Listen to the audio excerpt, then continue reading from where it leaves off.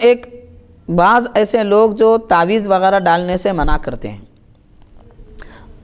اور اس کو معاذ اللہ شرک کہتے ہیں، کفر کہتے ہیں، نہیں معلوم کیا کیا کہتے ہیں، جبکہ دیکھیے سنن ترمذی اور مسند امام احمد وغیرہ سے وہ دلیل لیتے ہیں کہ سرکار نے فرمایا التمائم من الشرک، یعنی تعویذ شرک کا ایک حصہ ہے، سرکار نے یہ فرمایا اس کے بارے میں۔ تو اس حدیث پاک سے استدلال کر کے کہتے ہیں کہ تعویذ ڈالنا لٹکانا جائز نہیں ہے، کفر ہے، شرک ہے۔ یہ اگر ایسا ہی اس کا مطلب ہے تو اب آئیے ہم دوسری جانب سمجھتے ہیں۔ ریا کے بارے میں حضور پاک صلی اللہ علیہ وسلم نے ارشاد فرمایا الریاء شرکن، ریاکاری یعنی دکھاوا بھی شرک ہے۔ تو اگر تعویذ ڈالنے سے کوئی آدمی مشرک ہو جاتا ہے یا تعویذ ڈالنا اگر شرک ہے تو پھر ریاکاری مسلمانوں میں کتنے لوگ نہیں کر رہے؟ نمازوں میں، روزوں میں، حج میں، خیرات و صدقات میں کہاں کہاں ریاکاری ہوتی ہے۔ ان سب ریاکاریوں کی وجہ سے شرک کیوں نہیں ہو رہا ہے؟ کیا شرک کا مطلب وہاں پر وہی ہے جو سمجھا جا رہا ہے، جو بت پرستی وغیرہ ہوتی ہے، یا پھر کفر و شرک ہوتا ہے؟ بات ایسی نہیں ہے۔ شرک سے مراد یہاں پر شرک خفی ہے جو ریاکاری کے بارے میں کہا گیا ہے۔ اور دوسری بات یہ ہے اہم ترین کہ تعویذ کو حضور پاک صلی اللہ علیہ وسلم نے جو شرک فرمایا، یہ اس طرح کی تعویذیں جو دور جاہلیت میں بتوں سے جس میں مدد مانگی جاتی تھی اور ان کے نام لکھے جاتے تھے یا کوئی منتر اس میں لکھے جاتے تھے دور جاہلیت میں۔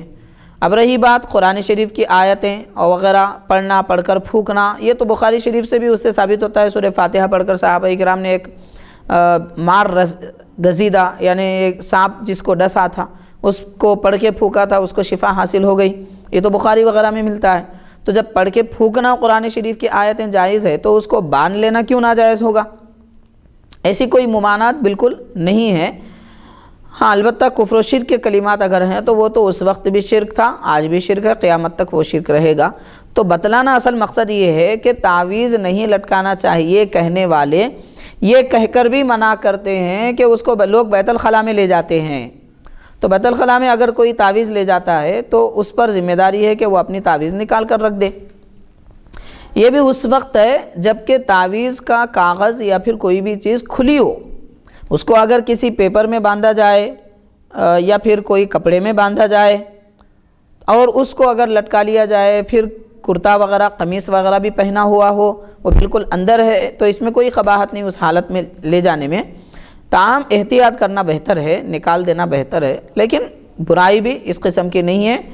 اسی لیے حضور پاک صلی اللہ علیہ وسلم نے اس انگوٹھی کو نکال کر بیت الخلاء میں تشریف لے گئے کہ جس پر اللہ تعالیٰ کا نام لکھا ہوا تھا۔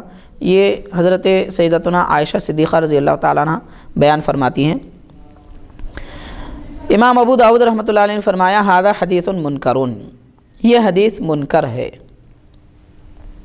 حدیث منکر ہے یعنی اس حدیث کے جو راوی ہیں یہ اس طرح کی حدیثیں بیان کرتے ہیں جو صحیح مرفوع حدیث کے خلاف ہوتی ہے، اس کو حدیث منکر کہا جاتا ہے۔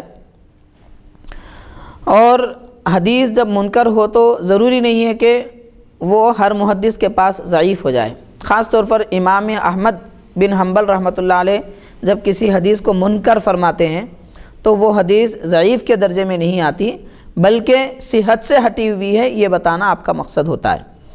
تو امام ابو داؤد بھی امام احمد بن حنبل رحمۃ اللہ علیہ کے شاگرد ہیں، ظاہر ہے کہ آپ بھی حدیث منکر اسی معنی میں استعمال فرما رہے ہیں۔